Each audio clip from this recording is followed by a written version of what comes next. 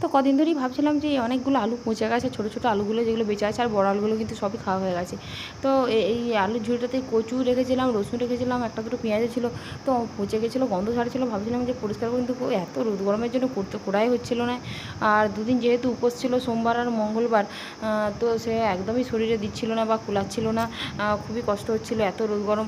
তো যাই হোক, আজকে বুধবার সকালবেলা, তো সকালবেলায় উঠে আমি বলছি আগে ওগুলো পরিষ্কার করবো, নাহলে কি ভীষণই গন্ধ ছাড়ছিলো। তো ওগুলো পরিষ্কার করে আগে ওই স্টোর রুমটা ভালোটি করে পরিষ্কার করে ঝাঁটপাট দিয়ে তারপরে কিন্তু আমি এলাম তুলসী মন্দিরে, জল দিয়ে ধুয়ে দিলাম, আর তারপরে কিন্তু লাতা দেবো। আর সকালবেলাতেই তোমাদের দাদাভাই কিন্তু মানে গোবর ছড়া চতুর্দিকে দিয়ে দেয়, আর ঝাঁটও একবার দিয়ে দেয়।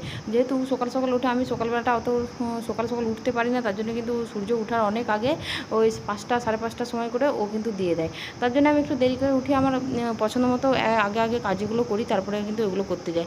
তারপরে দেখো সেই ফুলের টবগুলো আগের দিনেই দেখলে যে মাটি বসিয়ে আমি গাছগুলো কিন্তু লাগিয়ে দিয়েছিলাম। তারপরে কিন্তু এই যে মাছ দিতে এসছে দাদা, তো মাছ